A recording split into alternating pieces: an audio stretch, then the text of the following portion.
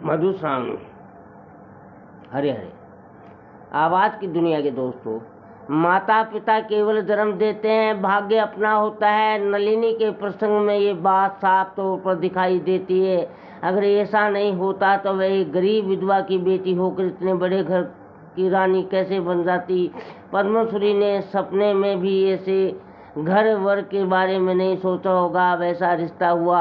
एक एक दिन आनंद और खुशी में बीत रहा था। मिथिला में दामाद की विदाई का दृश्य बहुत कारुणिक होता है। जिस दिन विनय बाबू विदा हुए तो पूरे गांव के लोग उन्हें देखने आए।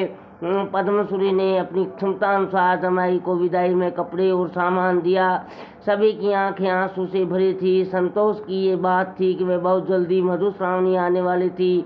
औरतें जमाई बाबू से आग्रह कर रही थी कि पाहुन मधुश्रावणी में अवश्य आइएगा। फिर विनय बाबू कैसे कहते हैं कि नहीं आऊँगा। पति के साथ नलिनी का जीवन खुशी खुशी व्यतीत हो रहा था। उनके जाने के बाद वह उदास हो गई थी। किसी काम में उसका मन ही नहीं लगता था, जैसे कोई चीज़ खो गई हो और उसे ढूंढने के पीछे वह खुद भी खो गई हो। कोई चीज़ क्या, वह तो उसकी सबसे प्रिय वस्तु थी। इस योग में वह मिथिला में शादी के बाद लड़की माया के में ही रहती है और कई दिनों बाद शुभ लगन में दामाद की पहली विदाई होती है। आवाज़ की दुनिया के दोस्तों, पुण्य आत्माओं, भाइयों बहनों, हमेशा उदास रहने लगी। इसी के साथ जब उसे कमल की याद आती तो उसका दुख भी और भी बढ़ जाता था। उसका पति उससे दूर चला गया था, लेकिन अब नलिनी ने उनको प्रेम की डोर में बांध लिया है। किसी न किसी दिन आना ही पड़ेगा। लेकिन कमल तो जैसे सारे स्नेह सूत्रों को तोड़कर दूर चला गया। कमल के अचानक चले जाने से नलिनी को कम दुख नहीं हुआ था। उसका हृदय विषाद में भर गया था।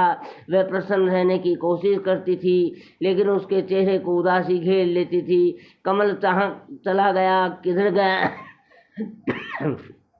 ऐसा कोई भी सूचना नलिनी को नहीं थी और नहीं उसने इसके लिए कोशिश की थी। वह तो सिर्फ कमल को समझने का प्रयास कर रही थी। आज नलिनी का मन नहीं लग रहा था। माँ पश्चिम घर के ओसरे पर कृष्ण जन्म ध्यान से पढ़ रही थी और नलिनी पूर्व घर में जाकर लेट गई। उसके हृदय में विचारों का तूफान उठने लगा था। भावनाओं का द्वंद्व शुरू हो गया था। नलिनी को याद आया बचपन का वह खेल जिसमें कमल और नलिनी पति पत्नी का अभिनय करते थे। वह जीवन में कितना सुंदर था। प्रसन्नता से उसका पूरा शरीर रोमांचित हो उठा। उसकी आंखों में कमल का सीधा साधा चेहरा उतराया। कमल को वह बड़ा भाई समझती आई थी। भ्रातृ द्वितीया में नौत लिया करता था। पद्मश्री कहा करती थी, नलिनी अकेली नहीं है, 2 भाई बहन हैं। भगवान ने कमल को उसका भाई बनाकर ही भेजा है। हरे हरे।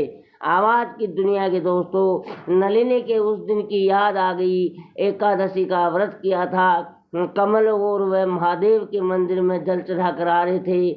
नलिनी मन ही मन सोच रही थी, अकेले में कमल को साथ देखकर लोग क्या कहेंगे। और इतना ही नहीं, उसने कमल से पूछ भी लिया, लेकिन कमल उस शंका को पल में ही दूर कर दिया।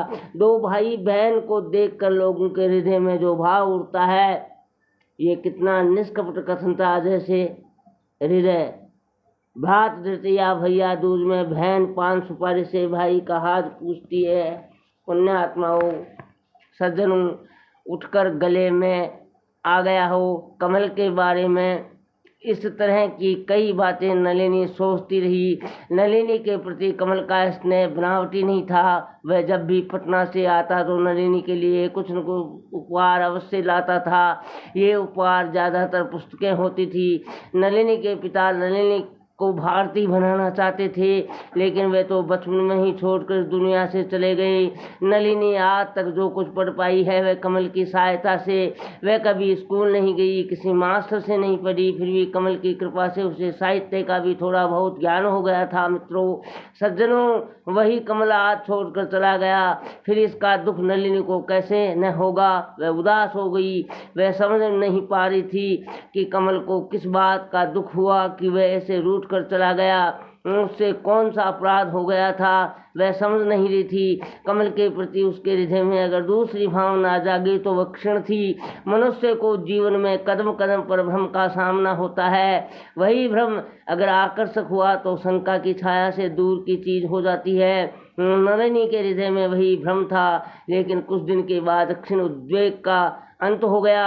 नलिनी को अपनी गलत धारणा का ज्ञान हुआ, फिर भी वह कमल की तरफ से निश्चित नहीं हुई थी। उसके मन में कई तरह की बातें आती रही। कहीं कमल ये न सोचे कि नलिनी ने धोखा दिया, उसके प्यार का अपमान किया, लेकिन यहाँ तो दूसरी ही व्यवस्था थी। कमल और नलिनी में भाई बहन का प्रेम हो सकता था, पति पत्नी का प्रणय नहीं। इस बात को स्पष्ट करने की बात उसने कई बार सोची, लेकिन जब देखा कि सारी बातें अपने आप शांत हो गई तो वह कुछ नहीं बोली। आवाज़ की दुनिया के दोस्तों सब्सक्राइब कीजिए मित्रों।